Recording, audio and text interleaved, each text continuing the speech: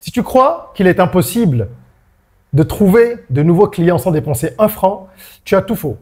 Je vais t'apprendre dans cette vidéo à utiliser 7 techniques qui vont te permettre d'attirer de nouveaux clients par dizaines en 30 jours. Yes, en 30 jours seulement, si tu t'appliques. Attention, tu n'as pas besoin d'argent pour mettre en œuvre ces techniques. Par contre, il va te falloir de la volonté, du temps, de la créativité et de la discipline. Chacune des 7 techniques que nous allons voir est différente. Et il y en a qui peuvent s'adapter à ton business, tandis que d'autres ne seraient pas forcément pertinentes en fonction justement de ce que tu fais. Je te demande donc de rester attentif et de prendre des notes parce que il va falloir que tu identifies ce qui pourrait le mieux fonctionner pour toi. C'est parti. Je suis Régis Sezin, entrepreneur multipotentiel, conférencier, formateur et artiste. Je partage avec vous sur cette chaîne du contenu propulsif pour vous aider à rêver, oser et créer. Hello les rocks, j'espère que vous êtes solides. Bon, je suis en parfaite forme et je suis plein de gratitude envers l'univers et le big boss. Welcome on board. Si vous êtes là pour la première fois, ici on rêve, on ose, on crée, d'où notre mantra, soyons rock. Alors aujourd'hui, on va parler de business et je vais partager avec toi 7 techniques qui vont te permettre de pouvoir générer davantage d'argent. Tu vas voir que tu n'as pas besoin de faire un prêt bancaire pour lancer des actions communicationnelles très complexes. Tu n'as pas besoin de faire de la publicité Facebook. Si tu peux en faire, tant mieux, mais ce n'est pas indispensable dans une certaine mesure. Ce que je voudrais que tu retiennes, c'est que avant d'aller sur le payant, il faut épuiser ce qui est déjà organique et gratuit. Il y a des méthodes qui existent qui ne nécessitent pas de dépenses, de cash. Il faudrait utiliser déjà ces méthodes-là et par la suite, tu peux mettre de l'argent sur ce qui est payant. Ça te permettra d'augmenter ton audience, d'augmenter ton portefeuille client, etc. OK? Si tu recherches, c'est la petite parenthèse avant qu'on commence, une idée de business, eh ben, je t'invite à regarder dans la description. Il y a un lien qui va te permettre de télécharger mon e-book 100 business rentables pour l'Afrique. C'est un e-book qui a déjà été téléchargé par des centaines de personnes et tu vas comprendre tout à l'heure quand je vais évoquer une des techniques pourquoi je viens de te dire que ça a déjà été téléchargé par plusieurs centaines de personnes, c'est la vérité, mais pourquoi je le mentionne? Et dans cet e-book-là, tu vas retrouver donc 100 opportunités adaptées au continent africain. Tu as un template de business plan que je t'offre pour pouvoir structurer ton projet.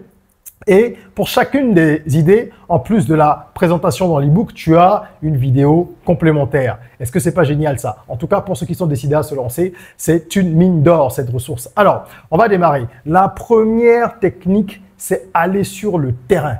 Ça a l'air simple, ça a l'air basique, mais peu de gens le font encore. On est à une ère digitale et beaucoup de choses se font en ligne, c'est vrai. Mais ce n'est pas pour autant une raison pour arrêter tout ce qui est prospection terrain. Il faut prendre l'habitude de se mettre véritablement en situation de prospection terrain aussi, surtout que dans nos environnements, tout le monde n'est pas encore digital à 100%. Une partie de votre clientèle n'est peut-être pas connectée ou alors elle est connectée et elle regarde des choses qui sont différentes de ce que vous publiez ou elle est sur d'autres plateformes. Bref, quelle que soit la situation, vous devez prendre votre bâton de pèlerin, aller voir des gens. Je prends l'exemple de quelqu'un qui donne des cours de danse. Eh bien, il faut prendre rendez-vous avec des personnes que vous connaissez ou que vous ne connaissez pas vraiment, allez les voir, proposer vos cours, surtout à l'approche par exemple des grandes vacances ou des congés de Noël, etc. Prospectez. Vous connaissez quelqu'un qui travaille dans une entreprise et vous pouvez lui demander quand est-ce que je peux venir parler à tes collègues, je vais venir leur montrer ce que je propose parce qu'ils ont des enfants, tu m'as dit qu'ils ont des enfants et qu'ils cherchent des activités extrascolaires, etc. Vous pouvez faire ça à travers des connaissances. Le plus important, c'est de trouver le moyen le plus efficace, je dirais. Mais il faut tester plusieurs choses avant de savoir ce qui est efficace. Ça peut être, comme je dis, à travers des connaissances. Ça peut être également en prospectant des inconnus. Ça, c'est de la prospection à froid. Mais il faut le faire aussi. Vous allez dans des lieux publics, à la sortie, par exemple, du cinéma, lorsqu'il y a des centaines de personnes qui se baladent. Pourquoi ne pas aller leur proposer ce que vous faites? Si vous aviez déjà des flyers, c'est bon. Si vous n'en avez pas, on ne va pas trahir la promesse de cette vidéo. Vous n'allez pas en imprimer parce que j'ai dit que vous ne dépenseriez pas un franc. Mais aujourd'hui, vous pouvez avoir un QR code sur votre téléphone et demander aux gens que vous croisez avec votre petit pitch de bien vouloir scanner le QR code pour atterrir sur votre page Facebook ou alors sur votre compte TikTok ou si vous avez une page en ligne, etc. pour avoir plus de détails par rapport à ce que vous proposez. Il faut sortir un peu de chez vous, de vos 4 murs et aller prospecter. Les gens ne vont pas venir à vous si vous n'allez pas vers eux dans un premier temps. Il faut donner envie aux gens de venir et ensuite, ils viendront. L'aimant, c'est parce qu'il a quelque chose que ça permet d'attirer du monde. OK? Il y a quelque chose au bout qui attire. Donc, il faut que vous puissiez trouver le moyen de créer ce symiotactisme-là qui va attirer les gens. La deuxième technique consiste à impliquer son entourage. J'en ai parlé un petit peu dans la première méthode, mais ici, on va se focaliser dessus. C'est-à-dire que vous devez utiliser votre entourage pour le transformer en levier. Vos proches, vos amis doivent devenir vos ambassadeurs. Et pour ça, il faut leur demander de faire le travail pour vous. Tout à l'heure, je disais, vous pouvez demander à des personnes que vous connaissez des contacts pour aller vers les gens. Mais là, vous allez demander en fait aux gens de votre entourage de bien vouloir faire de la publicité pour vous. Ils vont parler à leurs amis, ils peuvent diffuser dans leur groupe WhatsApp, sur leur page Facebook. Bref, ils vont pouvoir informer les uns et les autres de ce que vous faites. C'est à vous de leur fournir par exemple un petit message type qu'ils vont pouvoir diffuser, leur donner des images publicitaires, des visuels qu'ils peuvent diffuser et vous leur demandez gentiment, est-ce que tu pourrais, s'il te plaît, en parler autour de moi? Je prends l'exemple de quelqu'un qui fait de l'entretien à domicile. Bien, vous avez peut-être un petit visuel avec le prix, des prestations, ce que vous proposez et tout ça. Vous envoyez et vous demandez formellement. Vous le demandez formellement. Il ne faut pas avoir peur ni honte de demander. Ce sont des leviers tout simples. Mais je vous assure, moi j'ai déjà réalisé des ventes comme ça, en disant à des gens autour de moi, est-ce que tu pourrais en parler à X, Y? Vous pensez que c'est spontané? On entend souvent les gens dire, ah, on ne me soutient pas. Mais vous avez demandé aux gens de le faire. Vraiment, je ne parle pas de vos amis virtuels sur Facebook. Hein. Ce n'est pas les partager, tapoter. Non, non, non. Des gens de votre entourage. Vous direz peut-être que tout le monde ne veut pas que je réussisse. Ok, ben, identifiez les gens qui sont neutres ou qui veulent votre bien. Il y en a toujours dans le lot. Et demandez-leur de bien vouloir servir de relais pour votre activité. Ils ne vont pas faire ça éternellement, mais ça peut être ponctuel à un moment ou à un autre. Une fois que vous aurez eu de nouveaux clients grâce à eux, ce sera à vous de pouvoir les fidéliser. D'accord? Donc, c'est très important, mais c'est vous qui devez fournir les outils, par exemple le petit pitch, le visuel, etc., pour qu'ils puissent faire ce travail pour vous. Troisième méthode très puissante, la preuve sociale. Utilisez la preuve sociale. C'est ce que j'ai fait en début de vidéo très rapidement en vous disant, il y a déjà des centaines de personnes qui ont téléchargé cet e-book. Oui, parce que l'être humain est paramétré comme ça. Lorsque on sait que d'autres personnes ont déjà utilisé une solution avec succès, on est beaucoup plus à l'aise pour faire de même. Quand vous voulez réserver un appartement sur Airbnb, vous regardez les commentaires. Vous voulez faire un achat sur Amazon, vous regardez les commentaires. C'est comme ça partout. Vous voulez par exemple acheter un nouveau produit, même si c'est dans le monde physique et que ce n'est pas du digital, vous allez demander à quelqu'un qui est autour de vous ou qui vous a accompagné peut-être pour faire un achat. Ah, est-ce que tu as déjà goûté le produit de cette nouvelle marque-là? Est-ce que tu sais si c'est bon? Parce qu'on a besoin de confirmation. Il y a un biais de confirmation ou de validation qui est important. Et ça, vous devez jouer là-dessus. Attention, il ne s'agit pas d'inventer des témoignages comme certains font. Ne jouez pas avec votre crédibilité, mais capitalisez sur ce qui est réel. Et ça marche partout. Les gens pensent que quand on parle de preuve sociale, c'est uniquement rattaché aux business digitaux. C'est faux. Ça peut également se faire dans le monde physique. Vous vendez des ring lights. Les gens viennent acheter chez vous. Vous leur demandez de bien vouloir laisser un message en commentaire de la publication qu'ils ont vue par exemple sur Facebook ou alors de laisser un petit témoignage vidéo à la boutique avant de partir. Bon, ça, c'est s'ils sont déjà habitués. Mais si c'est la première fois qu'ils achètent chez vous, ils ne vont pas le faire ce jour-là même. Mais ils peuvent vous envoyer après par WhatsApp une petite vidéo, par exemple, pour que vous puissiez l'utiliser. Certains seront d'accord, d'autres ne le seront pas. Certains ne voudront pas qu'on utilise leur image. Ils voudront peut-être laisser un truc écrit.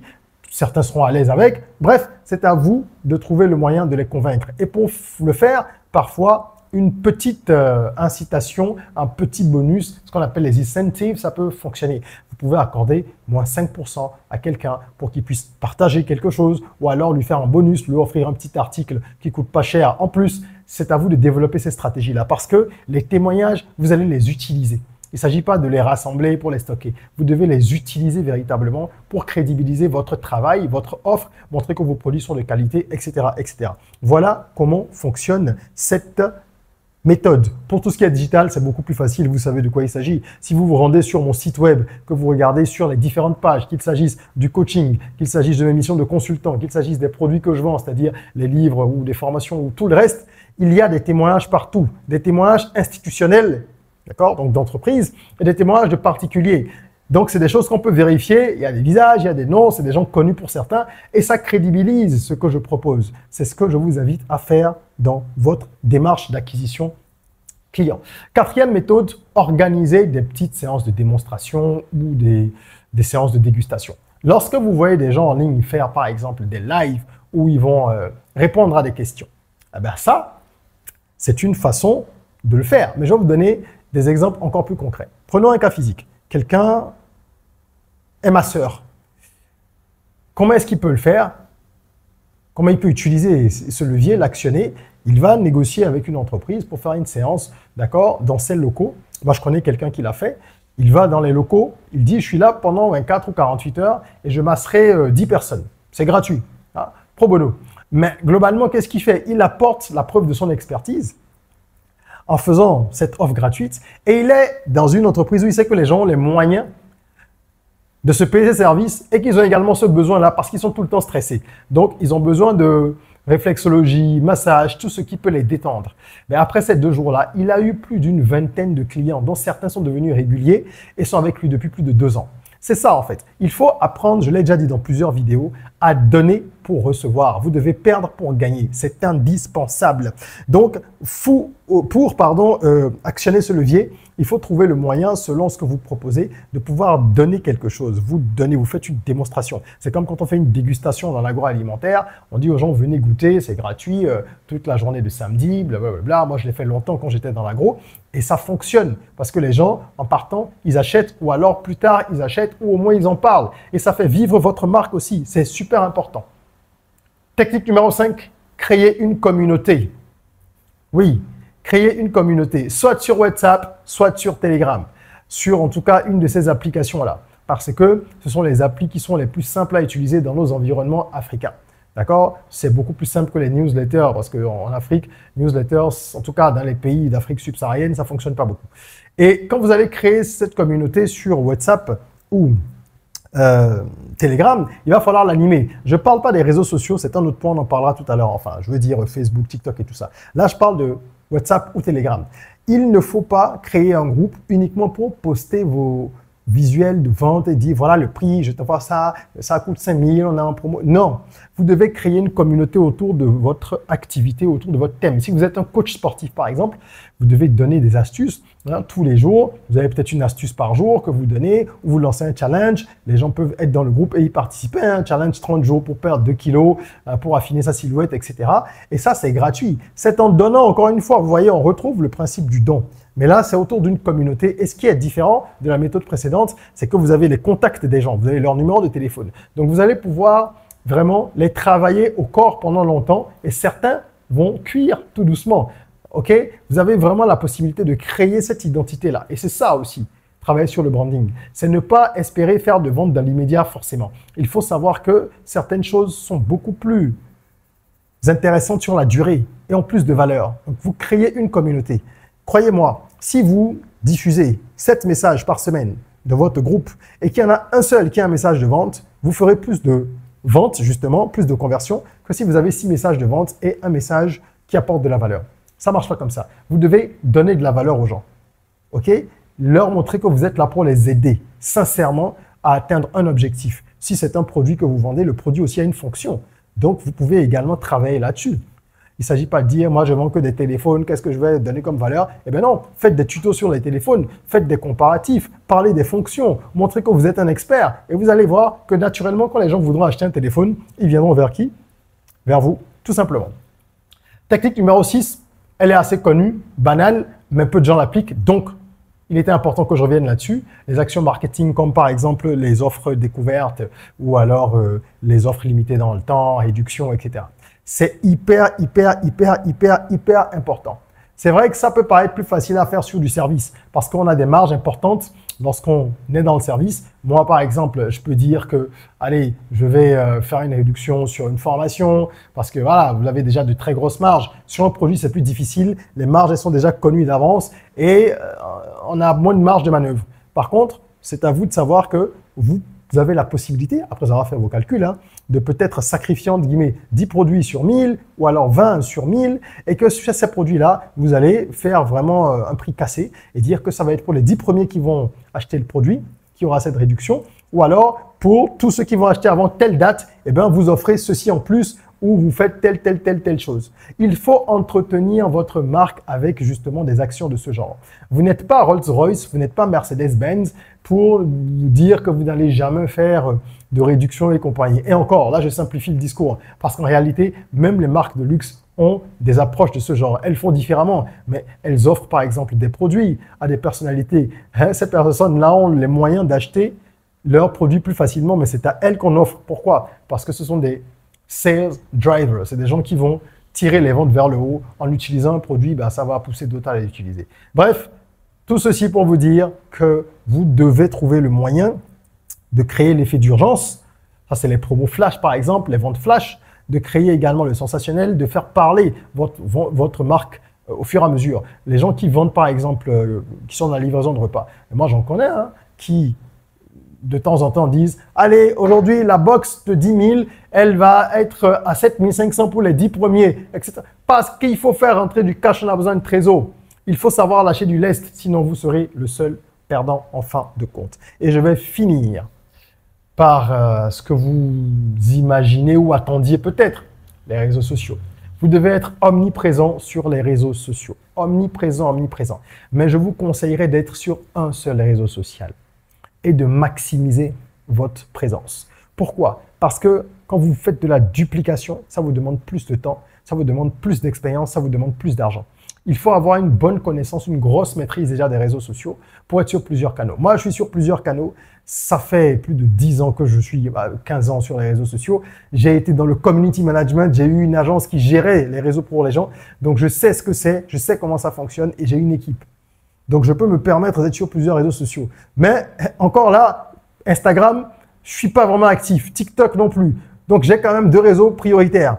Et vous, ce que je vous recommande, c'est d'en avoir un seul au départ. Vous vous concentrez, vous créez une communauté. Quand elle commence à grossir, vous allez sur un deuxième réseau social. Mais le réseau sur lequel vous êtes là, vous devez être présent, poster régulièrement. C'est la régularité qui va vous permettre de vous démarquer. Et on a une ère où il y a tellement d'infos que si vous ne vous démarquez pas, les amis, vous allez vous noyer. Il y a une surabondance informationnelle qu'il est difficile de combattre sans une régularité certaine. Donc voilà, je vous invite à mettre en place ces différentes méthode-là, à regarder celle qui s'adapte le mieux à votre business et vous verrez que vous allez attirer de nombreux clients en quelques semaines. Appliquez-vous et vous me ferez un retour, je l'espère, en commentaire. Vous viendrez témoigner comme on dit ici. D'accord? Merci d'avoir suivi cette vidéo. Mettez un petit like si elle vous a plu. N'oubliez pas de partager ce contenu et de vous abonner. C'est important pour que la communauté grossisse et qu'on continue à se tirer les uns les autres vers le haut. En attendant qu'on se retrouve pour une nouvelle vidéo, prenez soin de vous, de votre corps, mais aussi surtout de votre mind. Rêvons, osons, créons, soyons rock.